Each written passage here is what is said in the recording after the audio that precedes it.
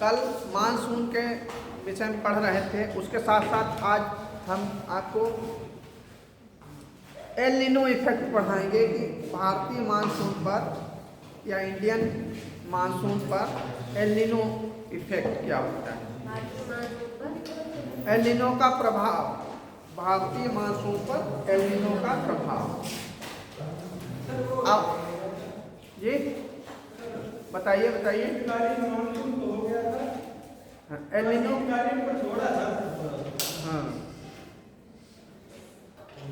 हाँ शीतकालीन बता दिया था सर, लेकिन उसका एक्सप्लेन नहीं कर पाया। शीतकालीन मानसून जो होता है वो शीत ऋतु में जो हमारा प्लेन एरिया होता है, फिर इसके बाद एल नीनो इफेक्ट बताएंगे। शीत ऋतु में जो लैंड फॉर्म्स होते हैं, जैसे मान लीजिए इंडिया का ये भाग है,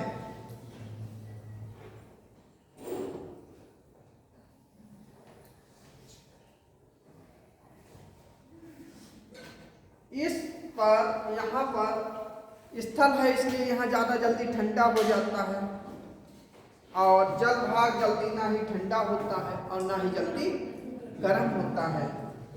इसलिए जो हवाएं होती हैं वो साउथ वेस्ट के लिए चलती हैं। इनका जो डायरेक्शन होता है वो साउथ वेस्ट के लिए होता है, इस तरीके से। तो ये हवाएं स्थलीय भागों से आती हैं, तो इनमें ह्यूमिडिटी की मात्रा कम होती है। वहीं पर इधर पूरा बर्ड मैप बना के दिखाएंगे, मेडिटेरियन सी है। मेडिटेरियन सी मतलब भूमध्य सागर है। भूमध्य सागर से उठने वाले साइक्लोनिक कंडीशंस जो होती हैं, मतलब चक्रवातीय दशाओं के कारण ये हवाएं यहाँ से भारत में प्रवेश करती हैं, तो इनकी ह्यूमिडिटी इससे जुड़ी हुई होती है और यहाँ पर आकर एक बहुत अधिक ठंडा हाई प्रेशर हो जाता है। अब यहाँ ध्यान देंगे, जब सेंटर में हाई प्रेशर हो गया तो चारों तरफ की हवाएं यहाँ, ये चारों तरफ को हवाएं उठने लगेंगी इससे। अब कंडीशन क्या होगी? एंटी साइक्लोन, प्रति चक्रवातीय कंडीशन बनेगी और आगे बढ़कर ये काफी लंबे समय तक छाया रहेगा और भारत में हल्की फुल्की वर्षा करेगा और काफी समय तक छाया रहते हैं शीतकालीन मानसून। ये इफेक्ट होता है। अगर ये हवाएं यहाँ हम इतना बनाया है, इतना ही जरूरी नहीं होता है, यहाँ से भी आ रही हैं। ये हवाएं यहाँ से आती हैं, दक्षिण भारत में वर्षा करती हैं, क्योंकि ये बंगाल की खाड़ी पानी से भरी हुई है, इससे आर्द्रता ग्रहण करके इधर गुजरती हैं, इसलिए बारिश होती है। और ये भूमध्य सागरीय जो चक्रवात बनते हैं, इनके कारण उत्तर भारत में वर्षा होती है।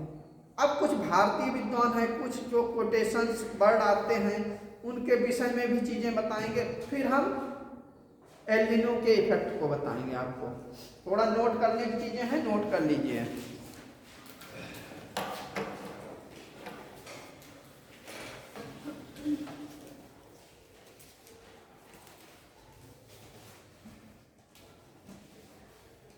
भारतीय विद्वानों में कृष्णामूर्ति ने अपने लेख,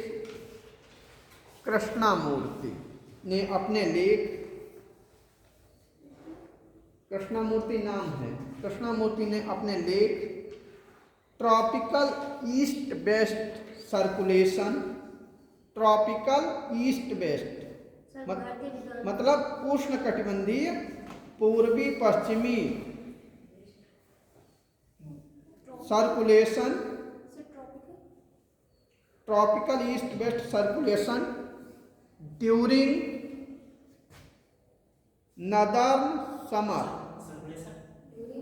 ड्यूरिंग नदर्न समर, इनकी बुक्स का नाम था ये।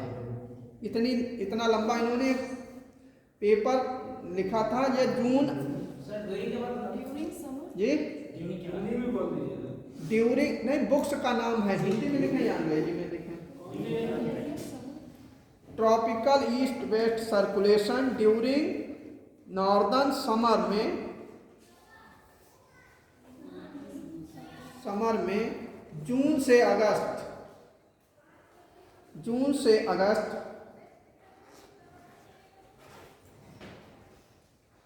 1967 में अपनी ऊपरी वायुमंडल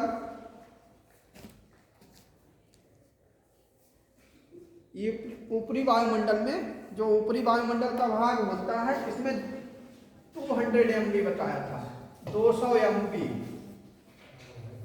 मिलीबार, 200 मिलीबार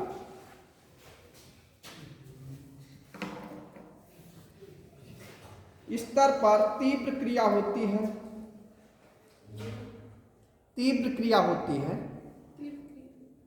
है जो मानसून को प्रोत्साहित करती है।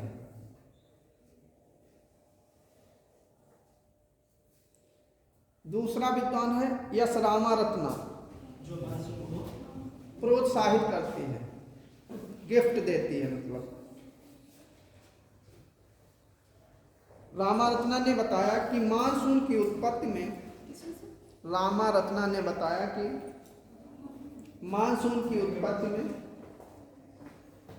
जल तथा थल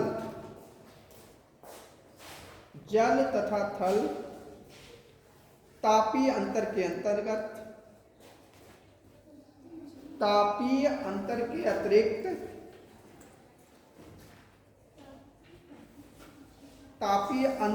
अतिरिक्त जेट स्ट्रीम का भी बहुत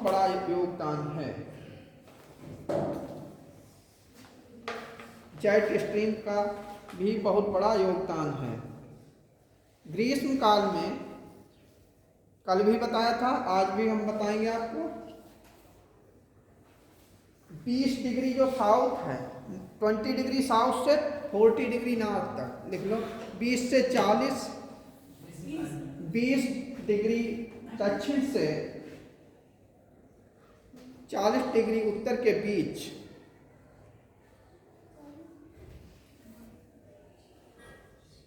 ऊपरी वायुमंडल में जो अभी बना के बताया था एंटीसाइक्लोन, यही लिखना है। प्रतिचक्रवाती दशा उत्पन्न होती है, जो एंटीसाइक्लोनिक कंडीशन यहाँ पर जनरेट हो जाती है। प्रतिचक्रवाती दशा उत्पन्न होती है, मतलब कंडीशन जनरेट होती है एंटीसाइक्लोनिक। और निचले वायुमंडल में चक्रवातीय मानसून पवनें चलने लगती हैं।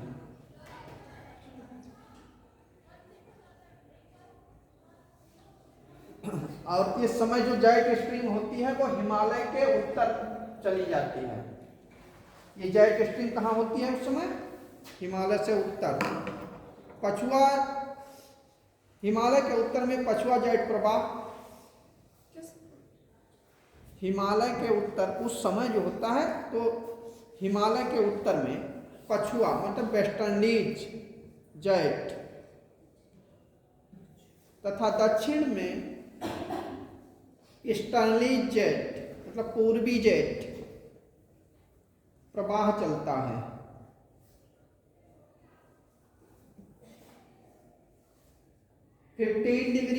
पंद्रह डिग्री नॉर्थ पर 15 डिग्री नॉर्थ, 15 डिग्री दक्षिण में, उत्तर में पूर्वी जेट प्रवाह 15 नॉर्थ हो गया, बस खाली 15 नॉर्थ का। पूर्वी जेट प्रवाह अधिक स्थायी तथा शक्तिशाली हो जाता है।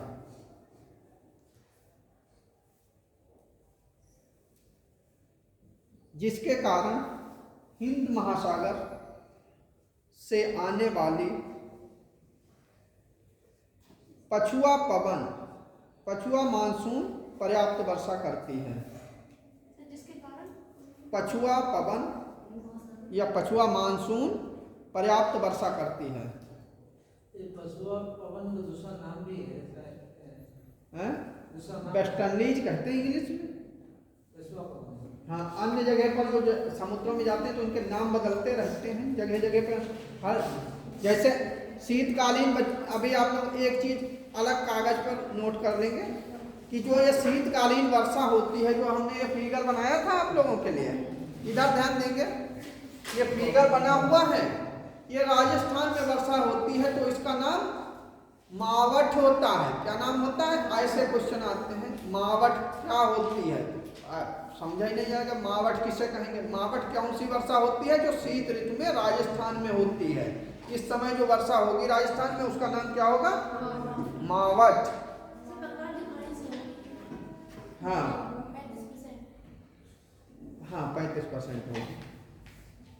दक्षिण पश्चिमी मानसूनों से वर्षा ज्यादा होती है।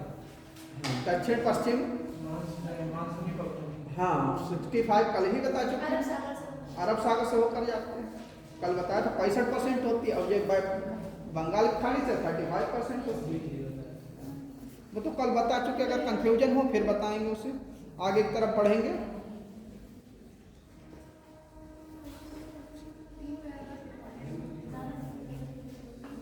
पर्याप्त वर्षा करते रमन और रामनाथन,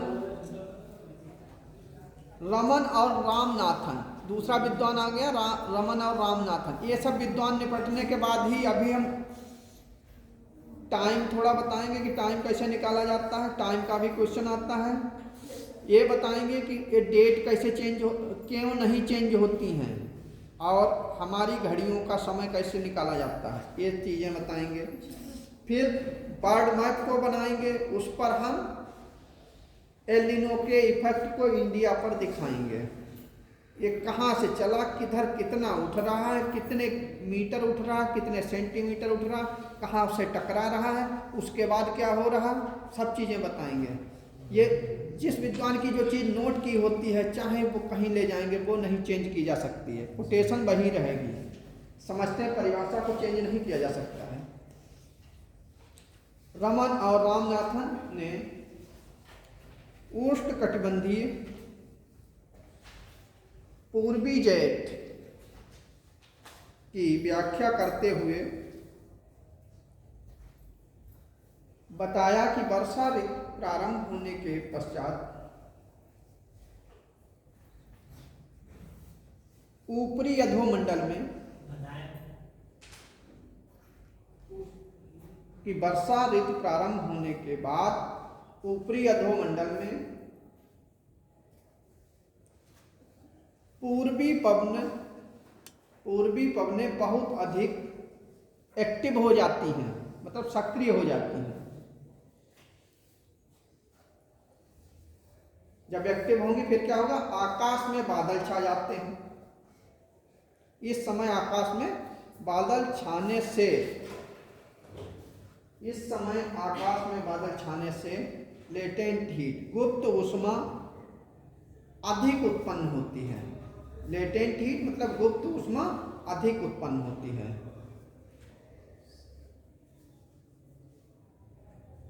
इससे ऊपरी अधोमंडल में इस समय बादल छाने से गुप्त ऊष्मा अधिक उत्पन्न होती है। इससे ऊपरी अधोमंडल में तापक्रम की विलोमता होती है और अधिक वर्षा होती है। जब विलोमता होगी तो अधिक वर्षा होती है। अधोमंडल में तापक्रम की विलोमता होती है और अधिक वर्षा होती है। एक विद्वान थे ए पारथ सारथी, ए पारथ सारथी, ए पारथ सारथी। बात इन चीज़ों की कभी कभी आ जाता है कि ये किसने कहा था, ऐसी भी चीज़ हो सकती है। इन्होंने बताया था कि नॉर्थ ईस्ट ट्रेड विंड्स का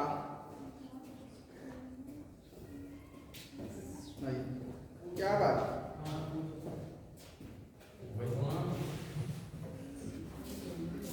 नॉर्थ ईस्ट ट्रेड विंड का नॉर्थ ईस्ट ट्रेड विंड मतलब वही व्यापारिक पवन।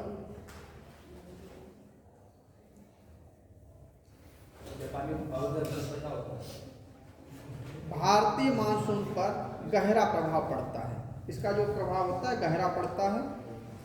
जब कभी उत्तर पूर्वी व्यापारिक पवनें मंद गति से चलती हैं तो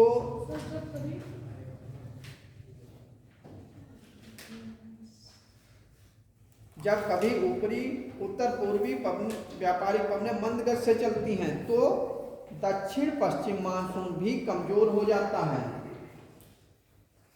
और भारत में वर्षा कम होती है।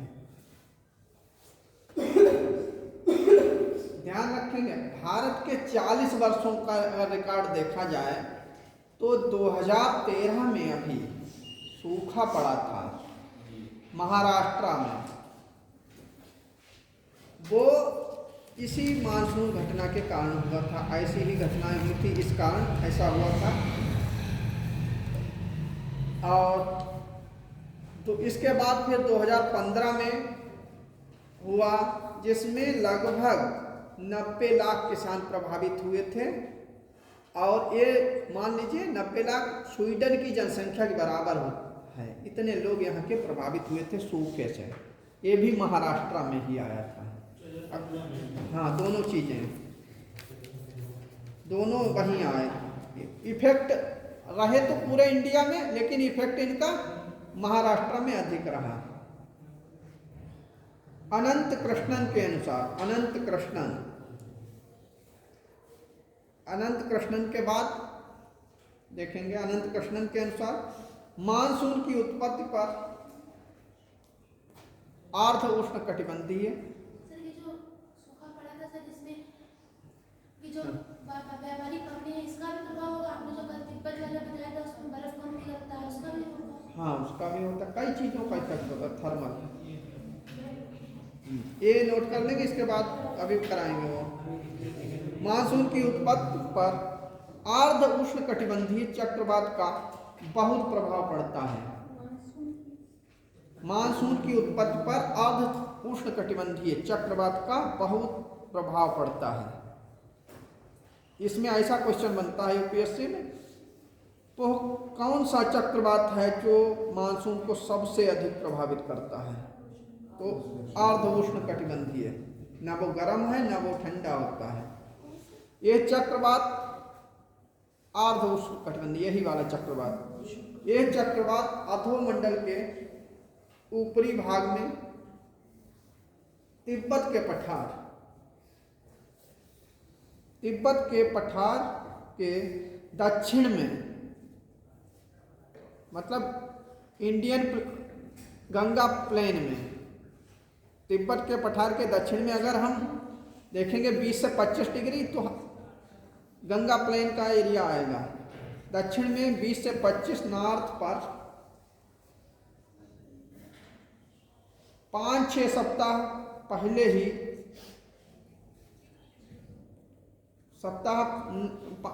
20 से 25 उत्तर पर मानसून से पहले बन जाता है। मतलब उससे कंडीशन कुछ पहले दिनों में ही बन जाती है। वास्तव में इस चक्रवात का विकास मानसून के शुरू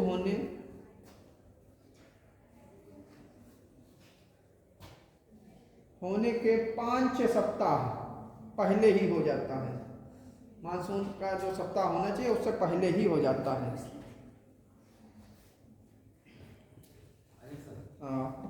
ग्रीष्म ऋतु में जब ये चक्रवात 30 डिग्री उत्तर तक पहुंचता है तो मानसून पवनें चलने लगती हैं। जैसे जैसे चक्रवात उत्तर की ओर बढ़ता है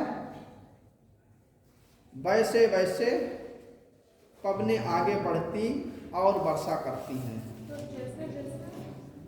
मानसून उत्तर की ओर बढ़ता है, वैसे वैसे वर्षा होती रहती है।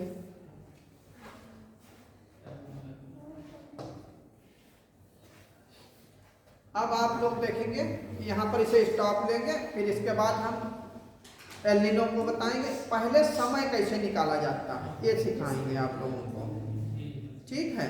और जिसे क्लियर ना हो पाए, हम यहाँ नहीं मिलाएंगे, पूछेंगे ये सर कैसे हो रहा है।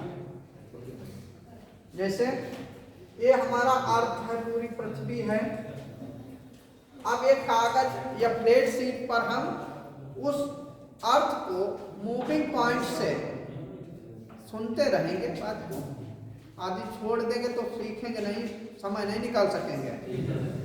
पृथ्वी को हम यहाँ पर गोल नहीं दिखा सकते हैं, मतलब ग्लोब हमारे पास हम लाकर यहाँ रखें तो हम पूरा दिखाएंगे किस तरीके से गोल है।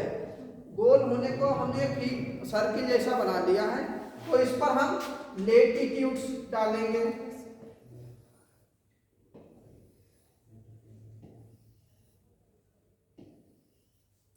और लॉन्गिट्यूड्स, मतलब ये देशांतर रेखाएं हैं।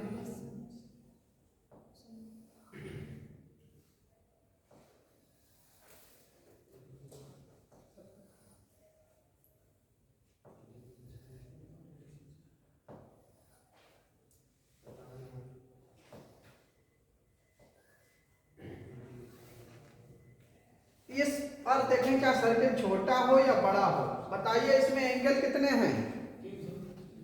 360। ये एंगल के अकॉर्डिंग हमारे लॉन्गिट्यूड्स कितने हैं? 360, 360 है। 1 लॉन्गिट्यूड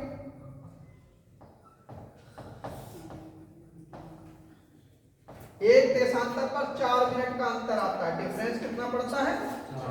4 मिनट का। 4 मिनट का डिफरेंस पड़ गया। अब 360 है,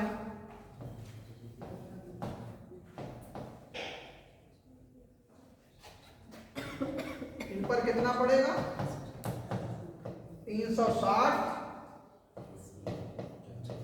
मल्टीप्लाई 4 करेंगे, और घंटे अगर बनाएंगे तो 60 से भाग कर देंगे।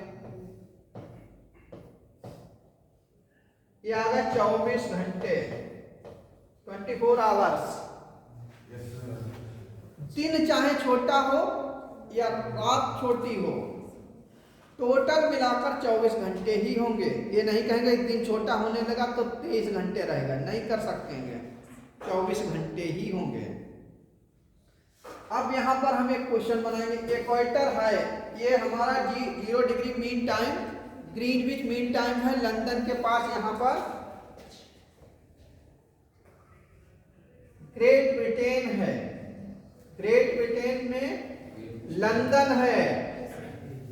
लंदन टेम्स नदी के शीर्ष पर स्थित है। यहां से होकर जीएमटी गुजरती है, ग्रीनविच मीन टाइम।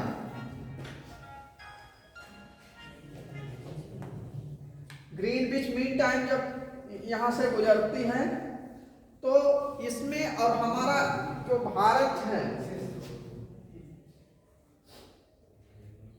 सर इसमें लैंगिट्यूड वाली है कौन सी? जो खड़ी, ऐसे? हाँ, हिंदी इंग्लिश का ध्यान अधिक नहीं देंगे, इसे सीखने का ध्यान देंगे, ऐसे याद करेंगे। जो लेटी, अंग्रेजी में तो लेटीट्यूड, जो खड़ी लॉन्गिट्यूड याद करने के लिए। जो लंबी है देशांतर है खड़ी, और जो पड़ी है अक्षांश है। लेटी लेटीट्यूड, खड़ी तो लंबी होंगी तो इसलिए लॉन्गिट्यूड याद करने के लिए। हाँ, ऐसा नहीं। यहाँ पर मान लीजिए छोटा सा इंडिया है, यहाँ पर हम लोग उतना बड़ा नहीं बना सकते हैं, केवल डायरेक्शन दिखा रहे हैं। ये ग्रेट ब्रिटेन में 4 देश होते हैं, समझते हैं होंगे सभी, हर सबको मालूम होगा, पीछे के बच्चों को नहीं मालूम है। सामने देखेंगे तो बता भी देंगे कि नहीं समझ पा रहे हैं।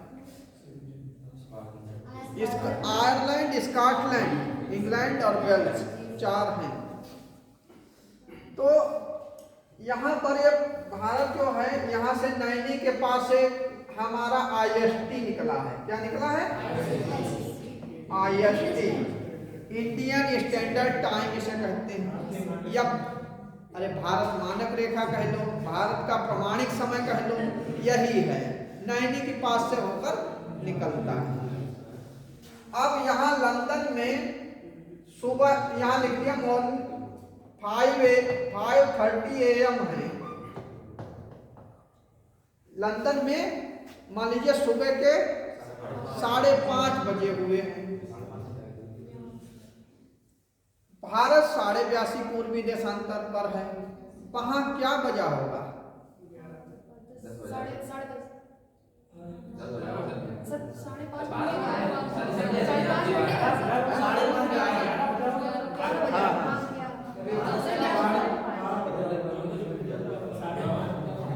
देखिए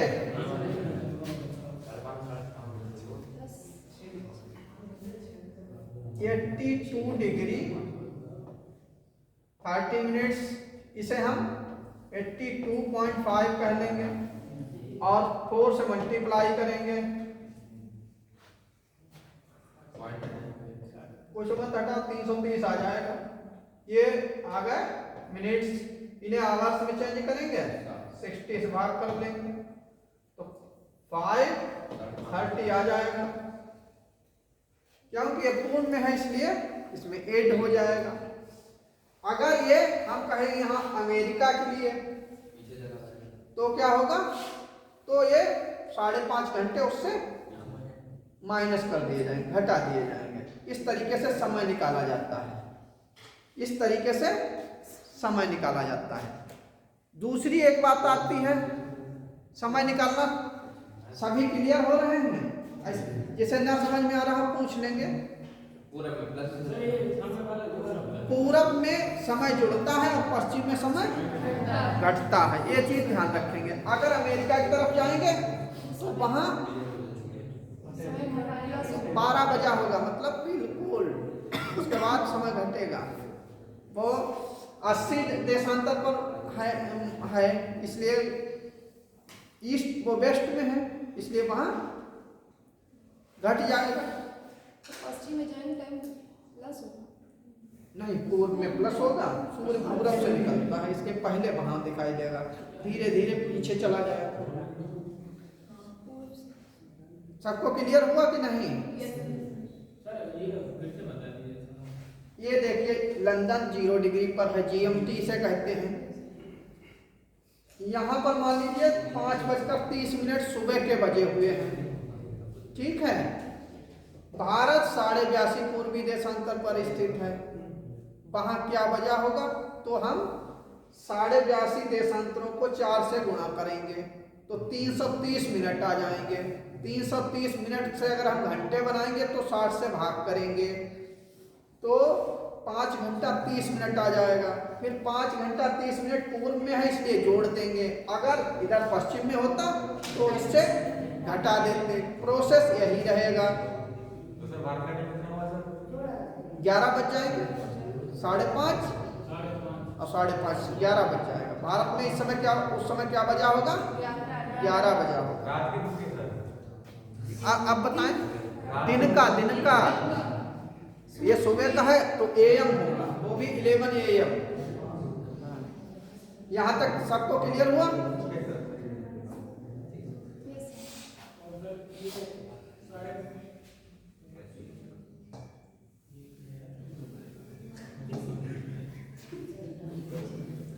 अब किसके बाद में देखेंगे?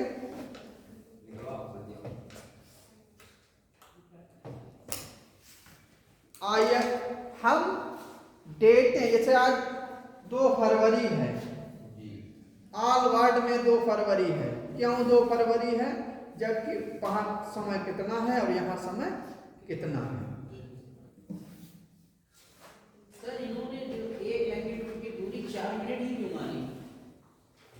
4 मिनट का डिफरेंस माना। इनमें जो एक अब यहाँ देखें, एक लॉन्गिट्यूड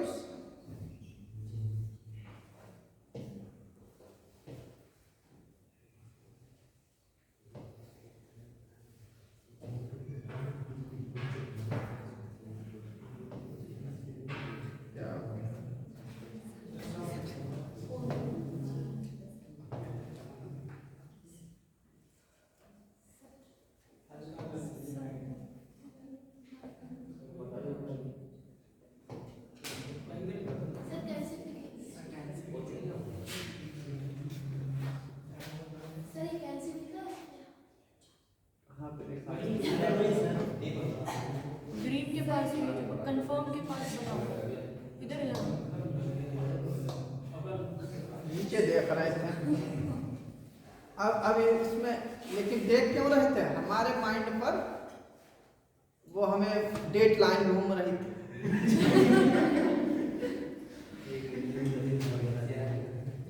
यहाँ पर देखेंगे ये इस तरीके का है।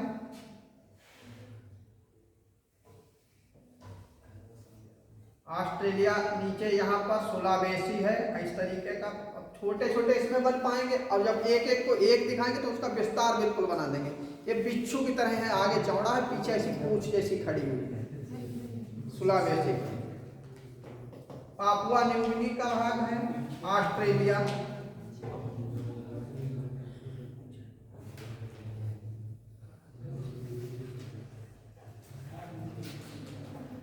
यहां से 180 डिग्री 180 देशांतर गुजरता है। बेफिन की खाड़ी होकर यहां से इधर अलास्का का भाग आ जाता है। अमेरिका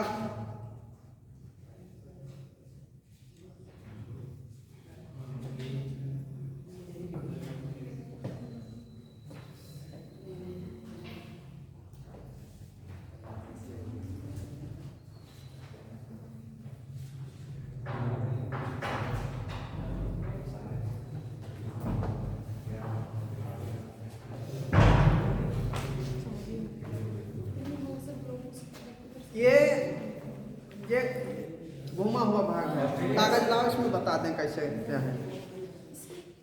तो इस भाग पर ये लाइन आती है तो ये पूर्णतः वाटरवाडी से होकर जाती है, क्योंकि यहाँ पर ये फिर यहाँ पर ये द्वीप पड़ते हैं। होक्काइडो, होन्शु, क्यूशु, शिकोकु से ये जापान बन जाता है और ये इधर आती है, फिर यहाँ पर मुड़ती है, फिर इधर जाती है, फिर इधर आती है, फिर यहाँ पर ऑस्ट्रेलिया के पास ऐसे मतलब 7 जगह से मुड़ी हुई है, सीधी नहीं है। हाँ ऐसे मोड़े हैं। हाँ ये जो से दिया है ये इस पे देख रहे हैं कि ये ग्लोब है, लेकिन ये वाला कागज घूमकर जब इधर जाएगा, इधर से भी हम गोल करेंगे तो ये वाले भाग हमें दिखाई देंगे।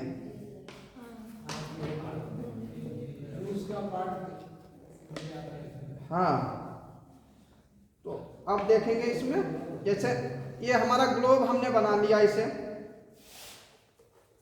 ग्लोब बनाएंगे तो इधर का ये Japan, Hokkaido, Honshu, Kyushu, Shikoku, Papua New Guinea, Sulawesi और ये सब आ जाएंगे। और ये वाला भाग ऑस्ट्रेलिया का आ गया जो हमने इधर का बनाया। इधर से अलास्का का भाग, कैलिफोर्निया, सांता आना पूरा होता हुआ दक्षिण अमेरिका का भाग। इसके इन दोनों के बीच ही जो लाइन है वो 180 है। ये 7 जगह मुड़ी हुई है, मतलब डिस्टर्ब है, मुड़ी है, कटी है, कुछ भी कह सकते हैं। इससे दोनों हेमे पार्ट्स में इधर भी और इधर भी बराबर बराबर का टाइमिंग रहता है। 180 इधर होगा, 180 इधर होगा, GMT यहाँ बीच में हो गया। ठीक है, दोनों को 180 में डिवाइड करता है। इसी कारण समय तो चेंजिंग रहती है।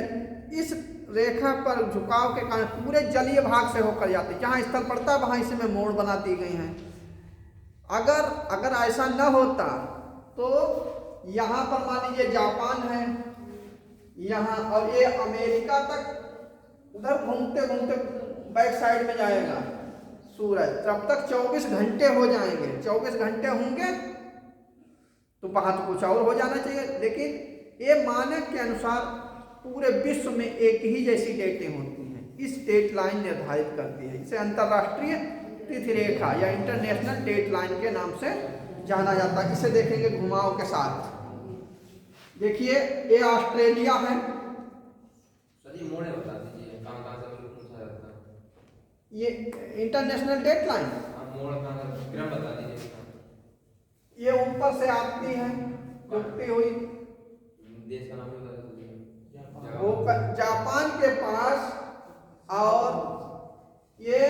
अंदर की तरफ, जहाँ पर उत्तरी कोरिया दक्षिणी कोरिया है, अंदर की तरफ थोड़ा जाती है, फिर उसके बाद बाहर की तरफ उभार है उसमें बाहर निकल आती है, फिर ऑस्ट्रेलिया सुलावेसी से पहले थोड़ा पापुआ न्यू गिनी से ऊपर ये इसमें मोड़ हो जाती है क्योंकि अंदर को जाती है, फिर जलीय भाग में लाई जाती है क्योंकि यहाँ पर पापुआ न्यू गिनी फैला हुआ है, उसको काट क्योंकि स्थल भाग से गुजरेगी नहीं वो, फिर घूम इसमें मोड़ पड़ते हैं। इस तरीके से कभी कभी ये पूछा जाता है कि इंटरनेशनल डेट लाइन में कितने आयत बनते हैं, तो 2 आयत बनते हैं, एक ए रेक्टेंगुलर, एक ए बनता है। डिस्टर्ब पूछेंगे तो 7 जगह से कह देंगे। तो यहां तक सबको क्लियर हो रहा है। अब देखेंगे टाइम निकालना, डेट जानना, सब कहीं कंफ्यूज तो नहीं। अब हम एल नीनो को बताएंगे। El Nino effect, Indian monsoon पर एल नीनो का क्या इफेक्ट होता है।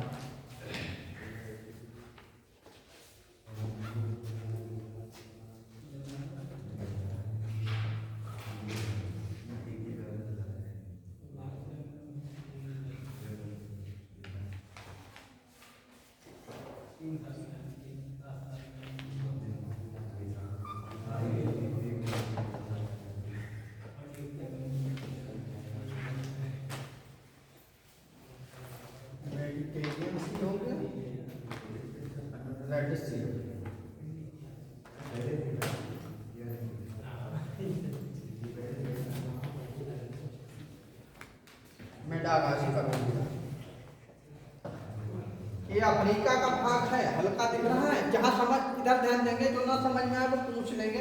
ये अफ्रीका का भाग है, ये रेड सी है, लाल सागर है, ये भूमध्य सागर है और गल्फ कंट्रीज आएंगे ऊपर। यहाँ पर सिंगापुर वाला भाग है, मलेशिया इंडोनेशिया के भाग दिखाई देंगे। ये वाला जो तट है, यहाँ से प्लेट टेक्टोनिक में देखते हैं कि यहाँ पर उभार हुआ है और विश्व की सबसे लंबी पर्वत श्रृंखला स्थित यहीं पर है, जिसका नाम है एंडीज, वो आप लोग जानते होंगे। इसके साथ में यहाँ पर ये पेरू का तट है। इस धारा का पता सबसे पहले हम्बोल्ट ने लगाया था, तो इसी धारा का नाम उन्होंने हम्बोल्ट धारा रख दिया था, लेकिन ये ठंडी धारा है। ठीक है, भारत में यहाँ से चली थोड़ी जाती है, इसका इफेक्ट दिखाई देता है। पेरूवियन यही है, यही बात है। और फिर क्या होता है, हर 4 साल के अंतराल के बाद यहाँ पर जब सूर्य सीधा यहाँ से कैप्रिकॉर्न, ट्रॉपिक ऑफ कैप्रिकॉर्न मकर रेखा पर चमकता है 23 दिसंबर को। 23 दिसंबर को चमकता है, तो यहाँ पर सूर्य की स्थिति होती है और ये भाग गर्म होता है हल्का। पानी की ऊपरी सतह गर्म हो जाती है, हवाएं तो ऊपर उठ जाती हैं, लेकिन पानी कहीं गायब थोड़ी हो सकता है, नहीं। लेकिन हर साल ऐसा होता है। हर साल ऐसा क्यों नहीं होता है कि वहां पर एल नीनो बन जाए? ऐसा इसलिए नहीं होता है क्योंकि इसके इंटीरियर पार्ट में क्रैक्स हैं, ट्रेंच हैं, गहरे गहरे गर्त हैं। हाँ, पूरे इस पैसिफिक ओशन की जो रेंज है, रिंग ऑफ फायर कही जाती है, अग्नि वलय के नाम से जानी जाती है। हाँ, ये पैसिफिक ओशन ही बन गया है, परिप्रशांत अग्नि मेखला के नाम से इसे जानते हैं। तो इस एरिया में क्या होता है, ये भाग ऐसा है, यहाँ पर डिफ्ट ज़्यादा होती हैं, गहरे खड्ड हैं और ज्वालामुखी का उद्भेदन भी है इससे, और काफ़ी अधिक परीक्षण भी हुए हैं यहाँ पर, इसलिए न्यूक्लियर रिएक्शन भी होते रहते हैं। हर चौथे वर्ष यहाँ का पानी गर्म होता है। कब गर्म होता है? जब सूर्य यहाँ से वापसी करना शुरू करता है। 25 दिसंबर को 25 दिसंबर को इसका जन्म होने के कारण ही इसे ईसा के शिशु के नाम से जाना जाता है। ईसा के शिशु, क्यों 25 दिसंबर को बड़ा दिन मनाया जाता है ईसा मसीह के अवसर पर, इसीलिए इसका नाम क्या रख दिया गया? यीशु, चाइल्ड ऑफ जीसस क्राइस्ट। तो एक मेल होता है कि मतलब आगे की तरफ चल, इसमें क्या क्या चीजें बढ़ेंगी, क्या दबाव होंगे। अगर कोई यहाँ पर ऐसा खड्ड है कि एकदम, कभी कभी ऐसा यहाँ क्वेश्चन बनता है कि वो संसार में वो कौन सा समुद्र है जिसमें बुखार या ज्वर आता है? टाइड सब में आते हैं, लेकिन पानी में मतलब गर्माहट यहीं पर आती है पूरे विश्व में, इसी पेरू के तट पर। अब कितने परसेंट आती है? कितने फ़ारेनहाइट टेम्परेचर इसका बढ़ता है? 14 फ़ारेनहाइट बढ़ जाता है। लिखते रहिए, ये सब कहानी नहीं समझेंगे तो इसमें लिखते भी रहेंगे। अब जैसे हम लोगों को फीवर आ गया एक तो डॉक्टर के पास पहुंचे, ये कहाँ जाए? कहीं नहीं। तो ये गर्माहट वाला पानी मतलब बुखार वाला पानी चलना शुरू हो जाता है, क्योंकि इसमें प्रेशर, क्योंकि ओशन में करेंट्स चलती हैं। क्या चलती हैं? धाराएं चलती हैं। उन धाराओं के कारण ये गर्म धारा हो जाती है और तब ये इस सर्किल से बहना बंद करती है, क्योंकि यहाँ फॉकलैंड के पास ठंडी धाराएं हैं टकरा कर मिली, तो इसको भागने की जगह इधर मिलती है, इधर आ रही है। ये इसमें बना दिया सीधे सीधे, ये ऐसे घूमती घामती आती है चलती हुई, आगे आकर ये सेलीवीज आइलैंड से टकराती है। हाँ, इसी को सुलावेसी भी कहते हैं। क्या कहते हैं इसे? सुलावेसी। अब सुलावेसी का हम आकार यहाँ पर बनाकर दिखा रहे हैं, है कैसा? सुलावेसी इस तरीके का है।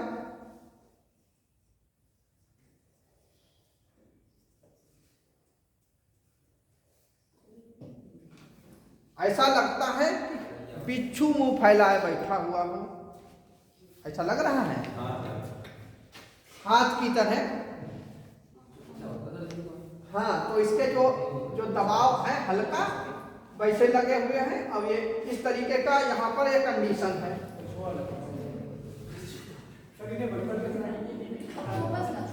अरे कछुआ या कुछ भी माने, आगे से चौड़ा है और जो रोकता है काफी जगह पीछे, उसकी जगह कम है। कछुआ समझ ले, कुछ भी समझे, लेकिन समझ में आना चाहिए।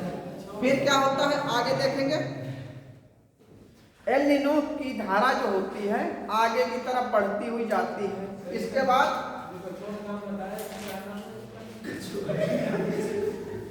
सुलावेसी द्वीप के नाम से, सुलावेसी एटलस में देखेंगे सेलीवीज और सुलावेसी लिखा हुआ होगा। यहाँ पे लाओ, बता दें कहाँ। यहाँ बैठा हुआ है, ये बैठा है, ये देखो बना हुआ है। यहाँ पे देखो आगे चौड़ा, पीछे पूंछ बनाता हुआ जा रहा है।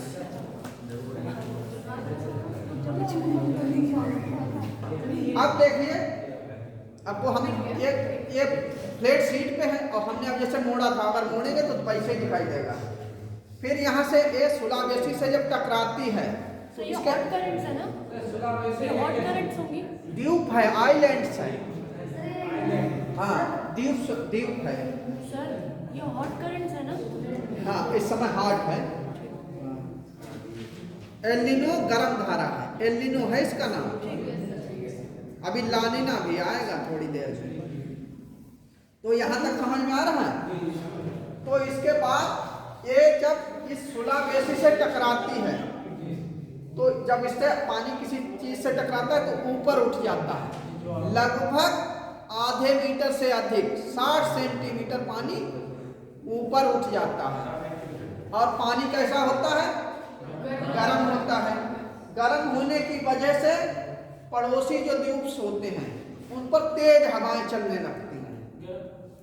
गर्म होने की, जब गर्म होता है तो हवाएं नहीं गर्म चलती हैं सर, नहीं ठंडी चलती है। हवाएं जो होती है वहाँ हाई प्रेशर है, वहां से दौड़ती है इधर के लिए कि ये गर्म चीज कोई है इसमें आ जाए।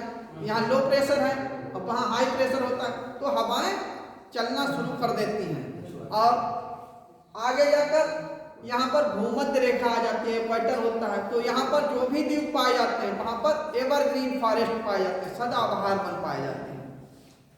तेज हवाओं के कारण उनमें रगड़न होती है और आग लग जाती है। तो जब आग लगती है तो टेम्परेचर बढ़ जाता है और वहाँ का भी प्रेशर लो हो जाता है और ये धाराएं आगे की तरफ बढ़ती हैं। लेकिन यहाँ पर एक विक्षोभ आता है, जैसे हम लोगों के यहाँ नहीं आग लग जाती है तो जिसे जो मिलता है भागते हैं कि इसे आग को बंद कर दें। तो यहाँ जो पास पड़ोस का जो जल होता है वो तो ठंडा ही होता है, इसलिए वहाँ हाई प्रेशर होता है, वो उस आग की तरफ बनकर जाता है भाप कि अगर ये एल नीनो ना बहा हो तो वो भाप बनकर जाए और वहाँ बारिश हो जाए और आग बुझ जाए।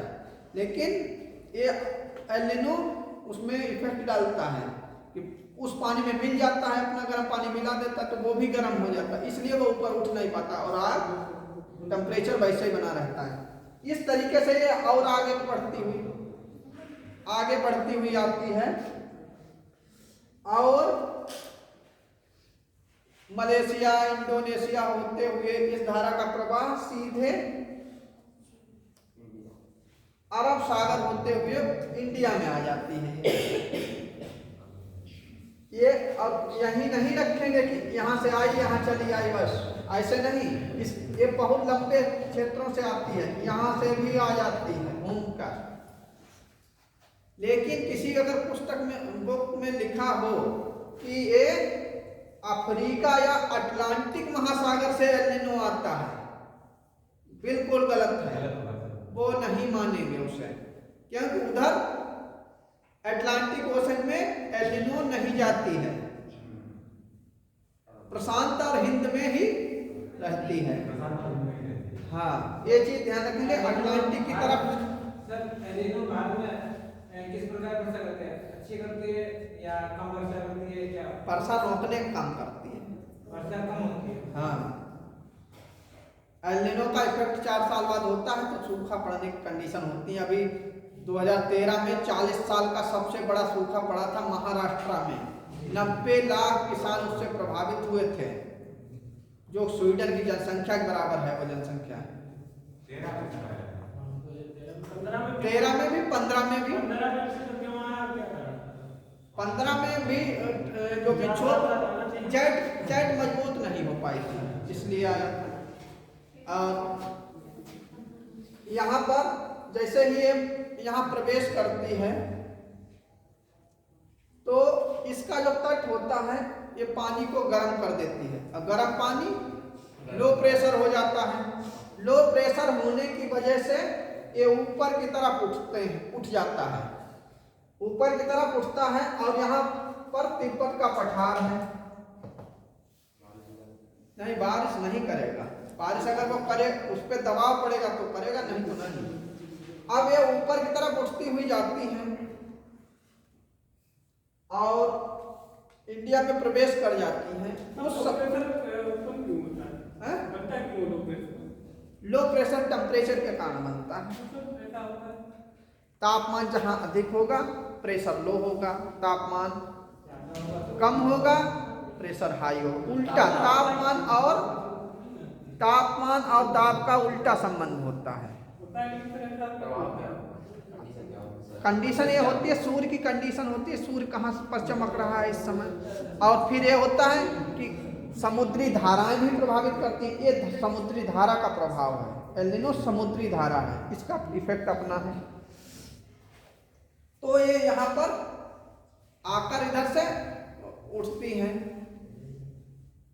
और भारत के तट पर प्रवेश करना शुरू करती हैं। तो यहाँ पर सीधे सूखी जाना शुरू कर देते हैं, क्योंकि उठी गर्म हवाएं होंगी, उनमें ह्यूमिडिटी की मात्रा उतनी अधिक नहीं, लेकिन वाटर बॉडी का मॉइस्चर होगा जरूर बहुत। इसलिए ये यहाँ पर जब आती हैं और जेट स्ट्रीम अगर मजबूत है तो इस पर दबाव डालेगा तो ये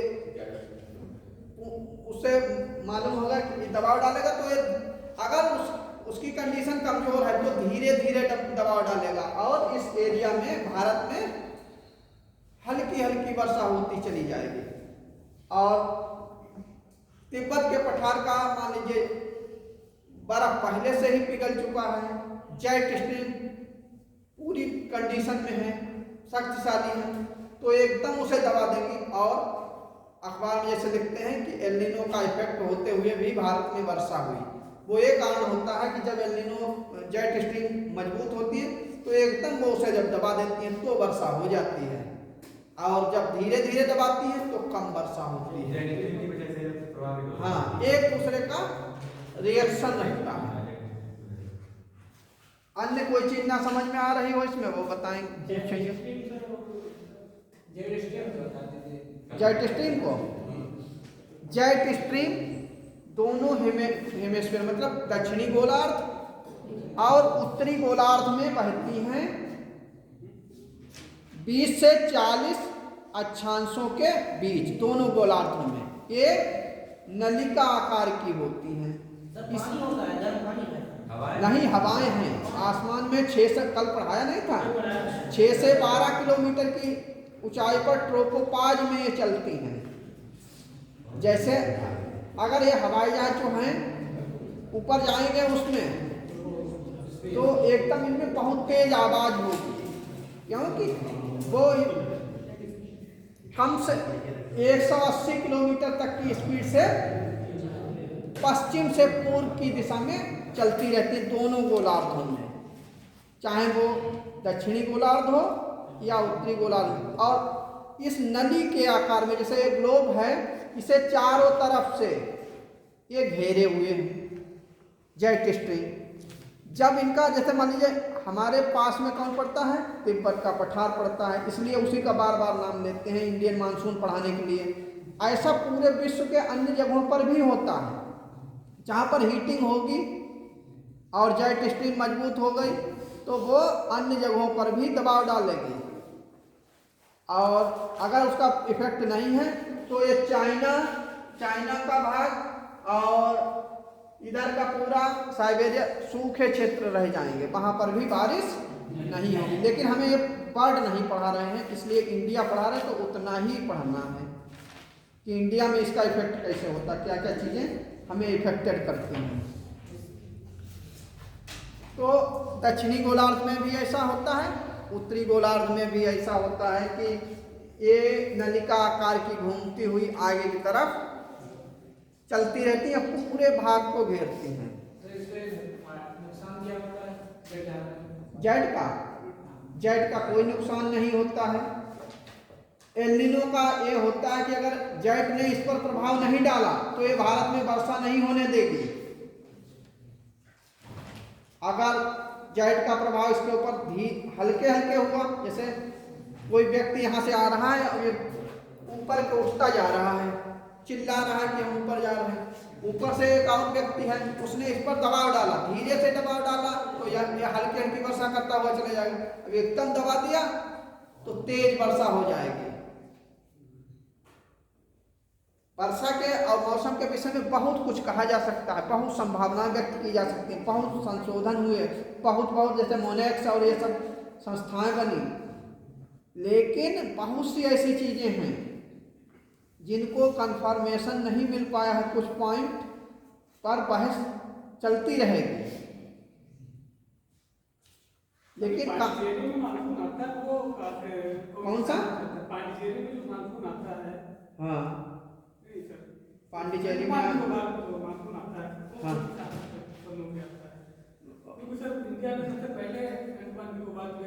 अंडमान निकोबार है, वो यही है साउथ वेस्टर्लीज का ही इफेक्ट है, ऊपर से ही आता है, बंगाल की खाड़ी का मॉइस्चर लेकर वहाँ पर हल्की वर्षा करता हुआ आगे की तरफ बढ़ जाता है। हाँ हाँ वो जो है कन्वेंशनल रेन होती है, संवहनीय वर्षा होती है, क्योंकि वो भूमध्य रेखा के नजदीक है।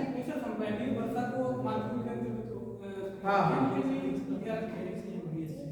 मानसून भारत के लिए मानसून तो बनता है, लेकिन संवहनीय वर्षा करने के लिए सीधे इवापोरेशन हो, सीधे बारिश हो जाए, उसे कहेंगे evaporation। मानसून जो है वो संवहनी वर्षा को मानसूनी वर्षा कहेंगे या नहीं कहेंगे? हाँ, संवहनी का ही भाग है ये, उप शाखा के रूप में कहेंगे, केवल उसे वो नहीं नाम देंगे।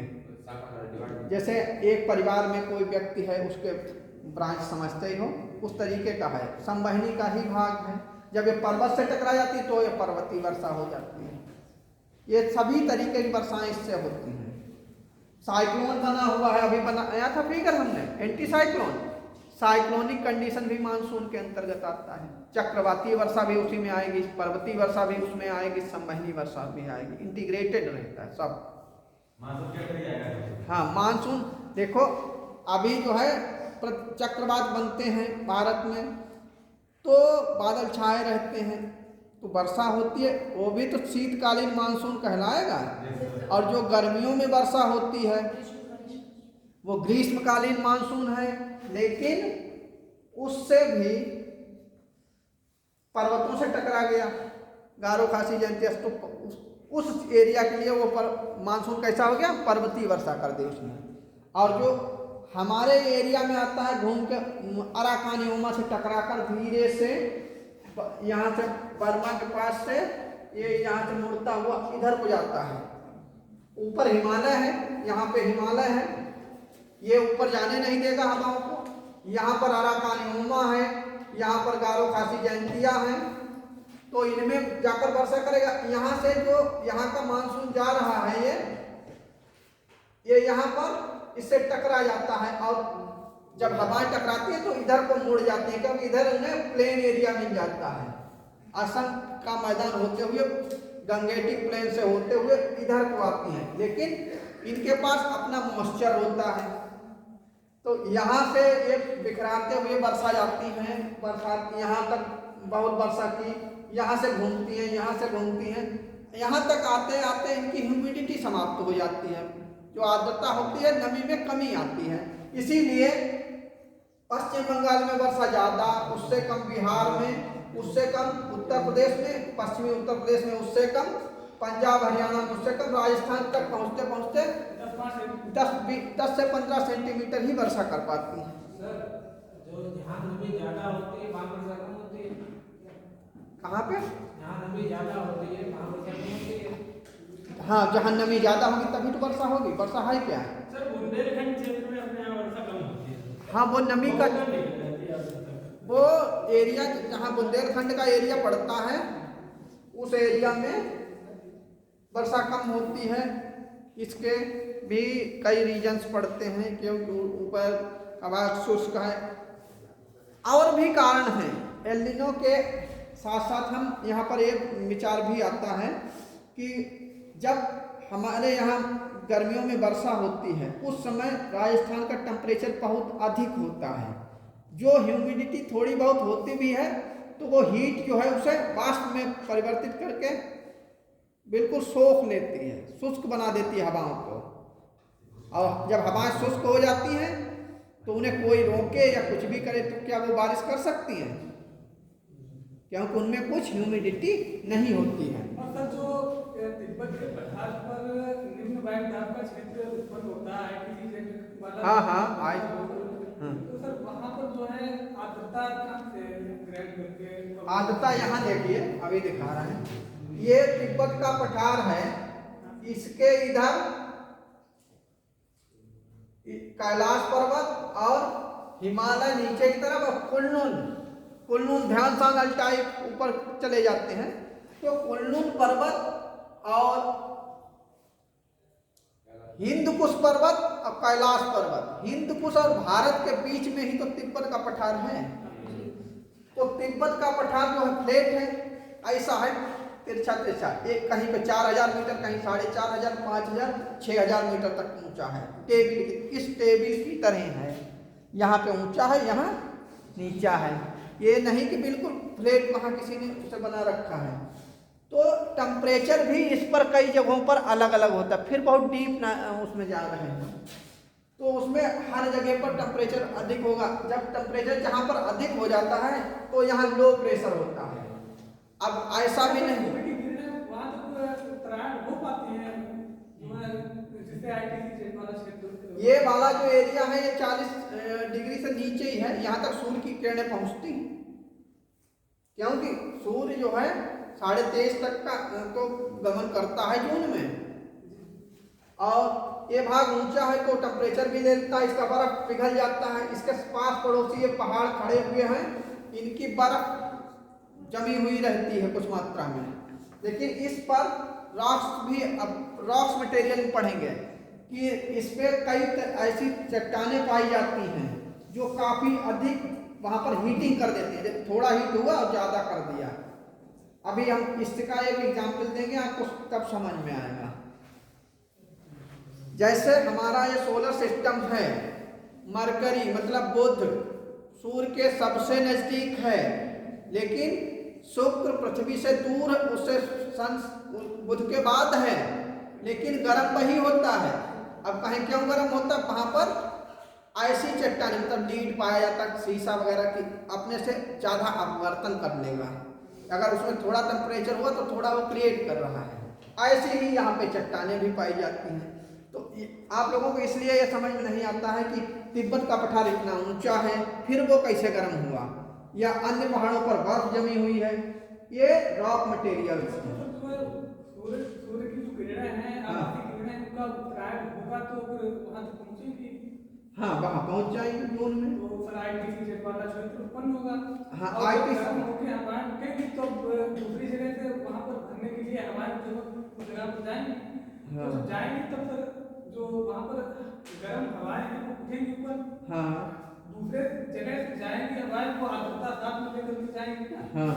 तो जब जैसे ही वो उठेंगी तो फिर टकराएंगे कहीं कहीं, तो फिर तो बारिश का बादल 12 किलोमीटर वाले बारिश बरसता है, वो तो जेट को बनाएंगे। जेट 6 से 12 किलोमीटर पर बनती है, 6 से 12 किलोमीटर वाले बारिश नहीं करते हैं।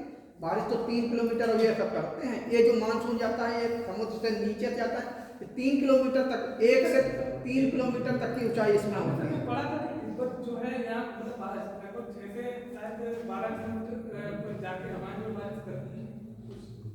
वहाँ पर ये हवाएं जो होती है जेट की हवाएं, इसकी हवाएं ऊपर उठ जाती है। जेट का निर्माण उस समय तिब्बत के पठार के ऊपर हो जाता है, इसलिए जो इधर का मानसून जा रहा है उसे जेट दबा देती है, ऊपर नहीं उठने देती हैं। जैसे ये कोई चीज़ है, ये जा रही है और यहाँ ऊपर उठने लगी गर्मी की वजह से, तो ऊपर एक और आदमी है उसने ऐसे दबा दिया तो यही वर्षा करती है। ये काम जेट का है, जेट स्वयं वर्षा नहीं करती है।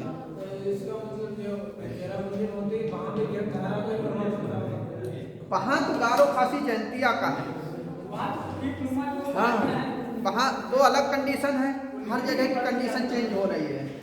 फिर इसके बाद देखते हैं कि दोनों गोलार्धों में केवल तिब्बत का पठार इसलिए पढ़ रहा है कि इंडिया पढ़ रहे हैं। ये यहाँ जून में रहती है। इसके बाद इस समय शीत ऋतु है। इस समय जेट स्ट्रीम कहाँ है? हिमालय से उत्तर चली गई है। जेट की धारा कहाँ है? हिमालय से उत्तर है, दबाव नहीं कर रही है, इसलिए वर्षा पर उसका इफेक्ट कम हो रहा है। और जब ग्रीष्म ऋतु होती है तो तिब्बत के पठार के ऊपर से वो हवाएं चलती हैं। जेट में इतनी पावर होती है कि अगर जो हमारे हवाई जहाज जो प्लेन ऐसे वाले जाते हैं और उसमें फंस जाएं तो फंसे रहेंगे और इतनी तेज कड़कड़ाहट की आवाज़ होगी। और सर अगर जेट स्ट्रीम ऊपर से दबाव बढ़ा दें तो हमारे कहाँ जाएंगे तो बारिश करेंगे, स्पेस तक चली जाएंगे, कोई बारिश नहीं करेंगे। तो आर्द्रता धीरे धीरे गर्मी में वाष्प बनकर गायब हो जाएगी। जितना ऊपर जाएंगे तो तापमान सर इससे रिलेटेड कहाँ तक होगा? ये 14 किलोमीटर ही तक तो होगा।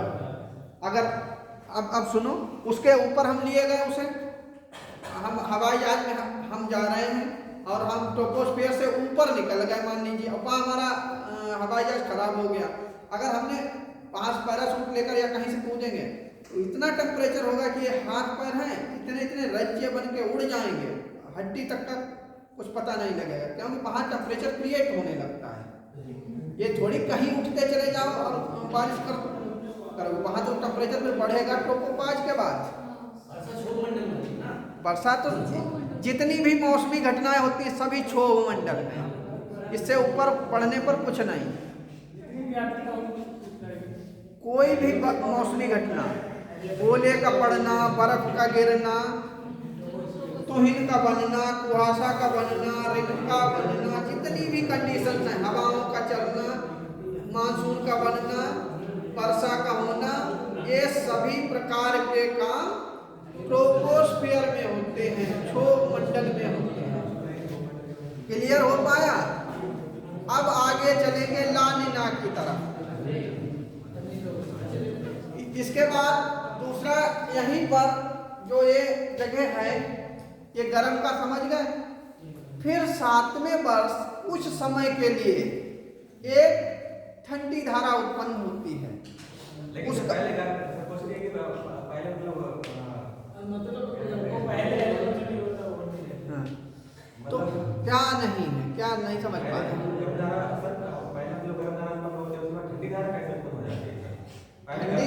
ठंडी पहले यहाँ बहती रहती है, उसका नाम हमवोल्ट धारा है, ठीक है। फिर इस पूरे एरिया को रिंग ऑफ फायर कहते हैं। तो यहाँ पर गहरे गहरे गर्त हैं, प्लेट टेक्टोनिक के अकॉर्डिंग अंदर से रिसाव होते हैं,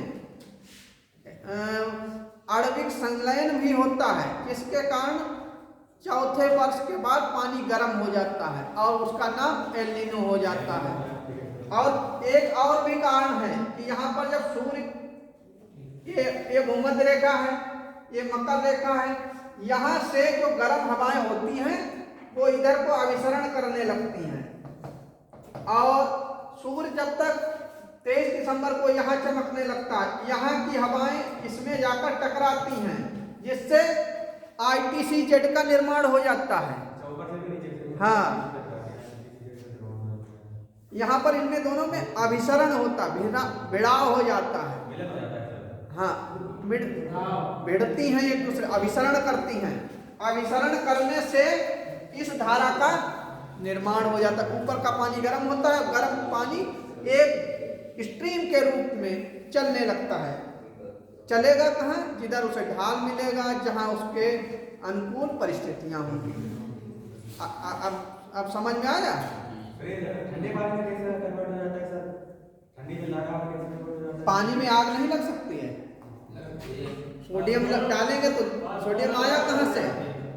सोडियम भी तो पृथ्वी के ही पार्ट्स हैं।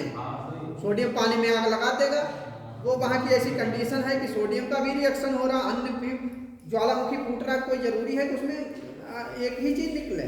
तो इन रिएक्शन के कारण उस कंडीशन, इसीलिए विश्व के सभी महासागरों में अगर कहा जाए कि फीवर कौन सा कहाँ पे है, तो इसी कोस्ट पे आता है, अन्य क्यों जगह नहीं आया? क्योंकि सूर्य तो हर जगह चमक रहा पूरे विश्व में। यहीं पे क्यों ऐसा हुआ? यहाँ पर जो पृथ्वी की है कंडीशन डिफर है, इस वजह से ऐसा होता है। अब टेम्परेचर कितना होता है? 14 फ़ारेनहाइट होता है। अब इसी जगह पर जो ITC-Z का निर्माण हुआ, वो इसका निर्माण हो गया। फिर इसके बाद यहीं पर कुछ समय के बाद फिर एक ठंडी धारा बहने लगती है, जिसका नाम होता है ला नीना। हाँ, इसी तट पर बहती है, उसी जगह पर बहती है जहाँ गर्म हुई वहीं ठंडी। पहले ठंडी थी, फिर बीच में गर्म हुई, फिर ठंडी हो गई। उसका नाम, जब ला नीना का इफेक्ट होता है तो ये मूविंग कंट्रोलिंग इसकी कम होती है और पूरे पैसिफिक ओशन में और इंडियन ओशन में इसका बहाव रहता है। जब इसका इफेक्ट होता है, इसका समय कुछ समय के लिए होता है, कुछ समय की वजह से मानसून तीव्र हो जाता है और भारत में वर्षा करता है। सर इस साल ला नीना की घटना हुई थी। हाँ, ला नीना, हाँ, ला नीना का इफेक्ट दिखाई देगा। हाँ, 21-22 में हुई थी अभी। अब फिर इसके बाद क्या देखेंगे? सदर्न ओसिलेशन, दक्षिणी दोलन। इसमें क्या इफेक्ट और कौन चीजें डालती है? सदर्न ओसिलेशन, दक्षिणी दोलन। हाँ हाँ, इससे ओसिलेशन तो जरूर डालेगा इफेक्ट, क्योंकि ये हवाएं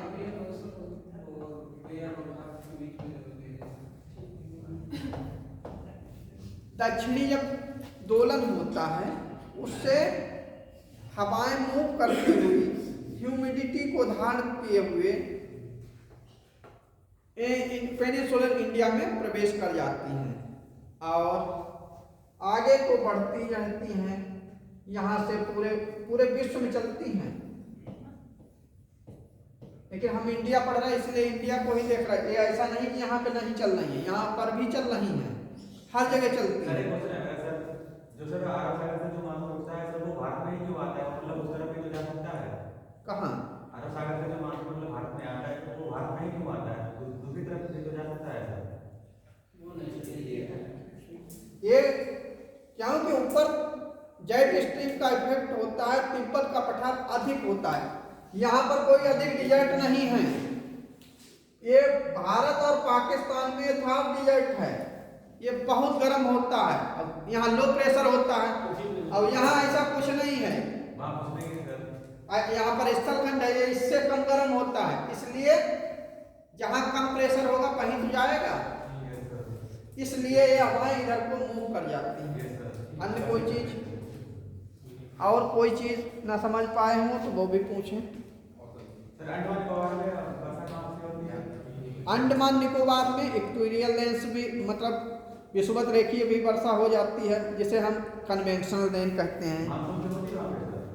मानसून तो सबका इंटीग्रेशन है, उसमें तो होती ही है, मानसून से भी वर्षा होती है। यहाँ पर वर्षा अधिक मात्रा में होती है, ह्यूमिडिटी अधिक मात्रा नहीं होती है, अधिक दिनों तक होती है। यहाँ पर एवरग्रीन फॉरेस्ट पाए जाते हैं, ये सब चीज ध्यान रखेंगे।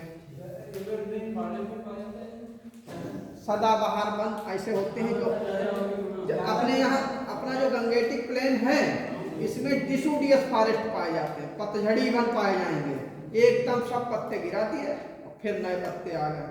वहाँ पत्ते तो गिरते हैं, एक साथ नहीं गिरते हैं, पेड़ हरा रहेगा, इसीलिए पूरे वर्ष हरा रहता है, इसलिए उसे एवर सदाबहार वन कहते हैं। अब तो आना चाहिए समझ। अन्य कोई चीजें कुछ ना समझ पाए हो वो थोड़ा नोट करने को रह गया था, वो भी कर लीजिए।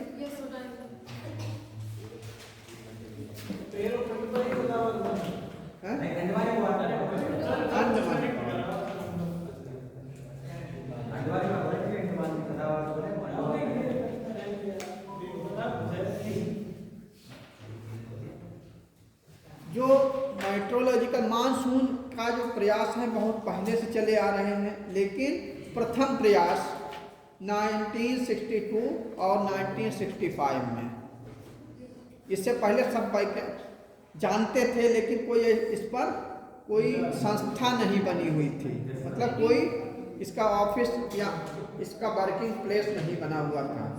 केवल नाविक गए और वहां जाकर देख लिया, यही हुआ करता था। लेकिन इसके बाद 1962 में और 65 में international Indian ocean expedition, international Indian ocean expedition IIOE लिखा कहीं कहीं मिलेगा बॉक्स में, IIEO।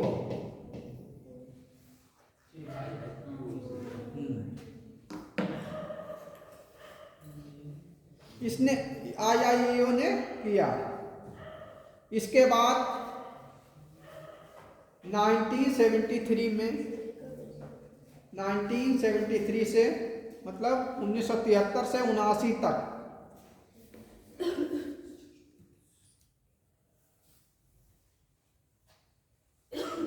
इससे पोषित टीम मतलब इससे उत्पन्न टीम ने मानसून का अध्ययन करने के लिए प्रयास किए, मानसून का अध्ययन करने के लिए प्रयास किए।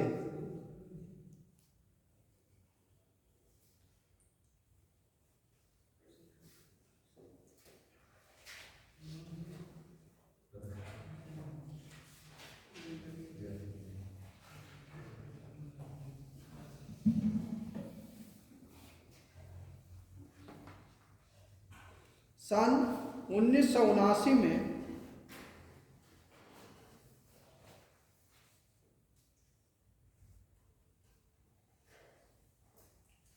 मानसून एक्सपेरिमेंट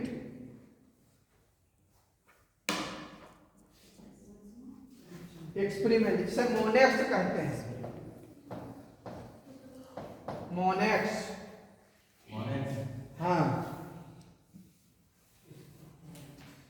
अब तक का सबसे बड़ा अभियान है।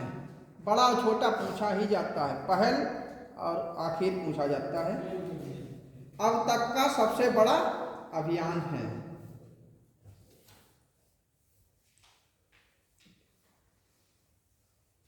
और 1979 में ही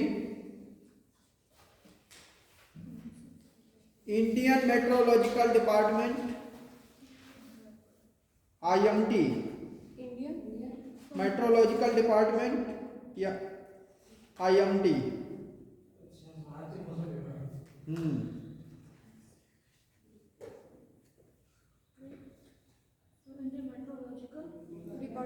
डिपार्टमेंट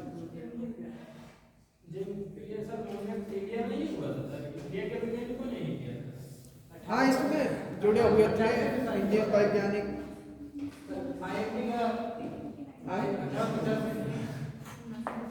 क्या बता रहे? हाँ, इसी समय हो गई थी 79 में ही इसमें IMD। इसमें खर्च 25 करोड़ आया था, कभी कभी खर्च का 25 करोड़ रुपए का, और देश इसमें 45 सम्मिलित थे। हाँ, हाँ, मोनेक्स में अकेले कुछ नहीं किया था। ये अभियान सन 1979 में 45, ये अभियान सन 1979 के ग्रीष्म काल में बंगाल की खाड़ी तथा अरब सागर में, ये अभियान सन 1979 के ग्रीष्मकालीन बंगाल की खाड़ी तथा अरब सागर में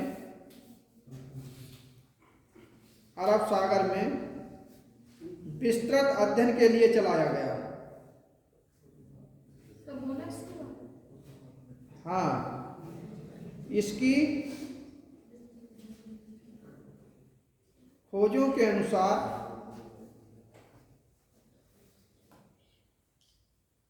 सन 1979 के ग्रीष्म काल में बंगाल की खाड़ी तथा अरब सागर में विस्तृत भाग पर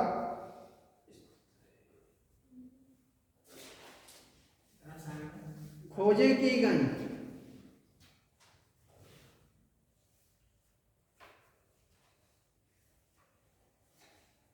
उन्नीस सौ उनासी के ग्रीष्मकालीन मानसून के देर आने के कारण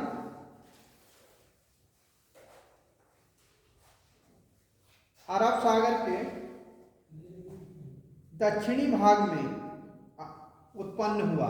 अरब सागर के दक्षिणी भाग में उत्पन्न हुआ, जहां पर अभी हम निशान बना के बता रहे थे, दक्षिणी भाग में उत्पन्न हुआ। एक बहुत ही तीव्र एंटी साइक्लोन, जो पहले फिगर बनाया था एंटी साइक्लोन का, वो बना। तीव्र प्रतिचक्रवात था। इस प्रतिचक्रवात के प्रभावाधीन दक्षिण पश्चिम पवन भारत के पश्चिमी तट को छूने से पहले ही, मतलब दक्षिणी तट को छू नहीं पाई, पहले ही मुड़ गई और छूने से पहले ही मुड़ गई और लगभग समानांतर दिशा में बहने लगी। इन पवनों के इन पवनों के पूर्वी दिशा में न चलने के कारण ग्रीष्मकालीन मानसून के आने में लगभग 10 दिन का विलंब हुआ।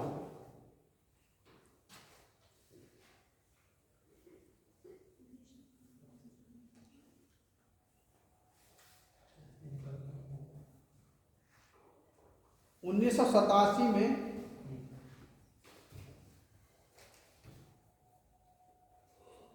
सबसे भीषण सूखा पड़ा। 87 में सबसे बड़ा भीषण सूखा पड़ा।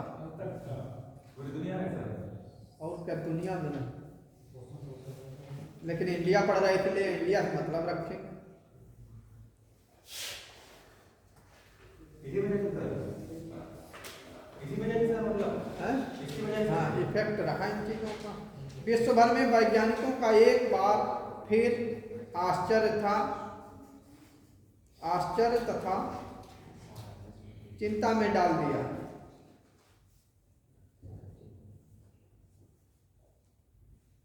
इसका प्रभाव सब पूरे भारत में देखा गया, कुछ मुख्यतः कुछ राज्यों में नहीं हुआ है।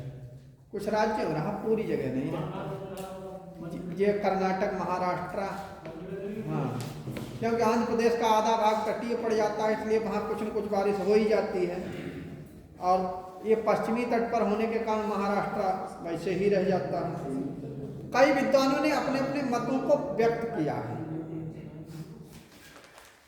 इसके बाद लानिना और ये सब घटनाएं आप लोगों ने सीखी, इनमें टाइम निकालना सीख गए। डेट के विषय में समझ में आ गया कि डेटें क्यों नहीं बदलती हैं, एक ही जैसी विश्व भर में क्यों रहती हैं, समय कैसे निकलता है। अब इसके बाद अगले टर्म पर भी चीज़ें देखेंगे कि मैप बनाया जाएगा, उसमें पॉइंट लगाएंगे, फिर उसमें पूछा जाएगा कि ये जगह कौन सी है। लानिना सबको समझ में आ गया, एल नीनो और लानिना। साउथ ओसिलेशन, जेट स्ट्रीम, दो तरीके की, साउथ ईस्ट, नॉर्थ वेस्ट। अब इसमें जो है अगले टर्न पर पहले मैप पढ़ाएंगे और फिर उसको आगे की तरफ पढ़ाएंगे।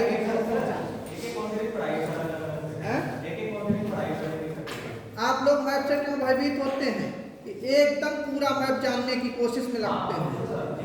अगर ऑस्ट्रेलिया पढ़ा तो ऑस्ट्रेलिया, तो उसमें जो छोटे छोटे द्वीप पढ़ेंगे तो वो याद रहेंगे, और कभी बुक्स लेकर रट्टे नहीं लगाना।